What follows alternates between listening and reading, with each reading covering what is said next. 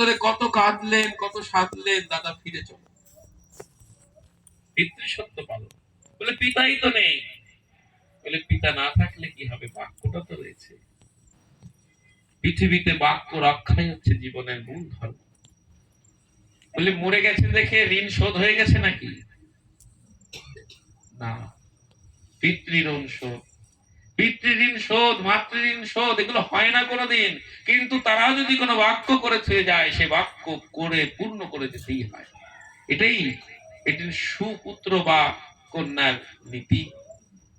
তাহলে দশরথ রাজা জীবদ্দশায় বলে গেলেন 14 বৎসরের বনবাস, সেই বাক্য পূর্ণ করার জন্য রামচন্দ্র আছেন বনেই। যাও তুমি রাজত্ব করো, আমি আশীর্বাদ করি, কিন্তু আমায় তুমি নিয়ে যেতে পারবে না। ভরতজি তখন কি করলেন? দাদার চরণের খড়ম যুগল খুলে নিলেন। খড়ম যুগলকে মস্তকে তুলে ফিরে আসলেন অযোধ্যা। অযোধ্যার কৌশলে ফিরে ওই সিংহাসনের পরে দাদার খড়ম যুগলকে স্থাপন করলেন। এটা হলো প্রতীকী। রাজাটাকে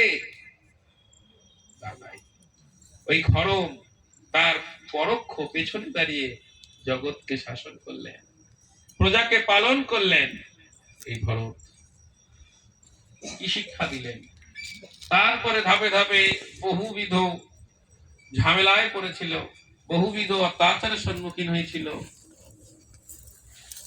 সুগ্রীবের সঙ্গে মিত্রতা হলো, বালি হত্যা হলো, বানর সৈন্যর সঙ্গে মিলন হলো।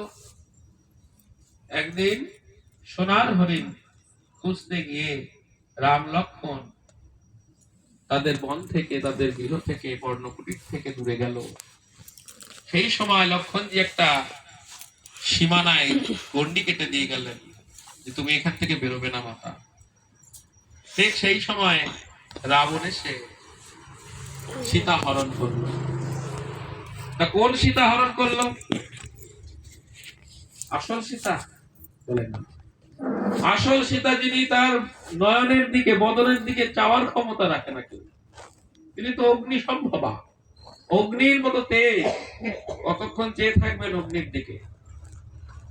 ভস্ম হয়ে যেতে হবে, জ্বলে পুড়ে যাবে। তাহলে সীতা ঠাকুরানী সেই রূপের নয়ন দেওয়া মুখের কথা। রাবণ হরণ করলো মায়া সীতাকে। আসল সীতা অগ্নি, পিতা অগ্নির কাছেই রইল। মায়া সীতাকে তুলে নিয়ে গেল রাবণ। কিন্তু রাবণকে এখানে খারাপ জায়গায় দেখানো হয়েছে, খারাপ চিত্রায়ন করা হইল। কিন্তু রাবণ কিন্তু মাতা সীতাকে মাতৃস্বরূপেই করেছিলেন, মাতৃস্বরূপেই তাকে যত্ন করেছিলেন, তাকে সম্মান দিয়েছিলেন। কিন্তু যেহেতু তিনি ভুল করেছিলেন, সেই দোষে দুষ্ট হলেন।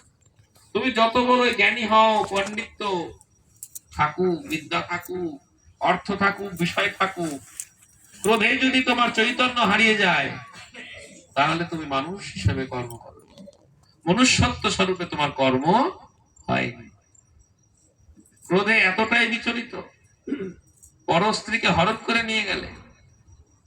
তারপরে হনুমানজি সোনার লঙ্কাপুরীতে গিয়ে খবর নিয়ে আসলেন, কুশল বার্তা, যে মাতাকে ধরে রেখেছে। সে অশোক বন আজও আছে, ওই অশোক বনের মধ্যে মাতাকে রেখেছিলেন। তারপরে লক্ষ্মণজি রাবণ বধের জন্য বানর সৈন্য নিয়ে সেতু বন্ধন করেছিল। আজও সেতু বন্ধন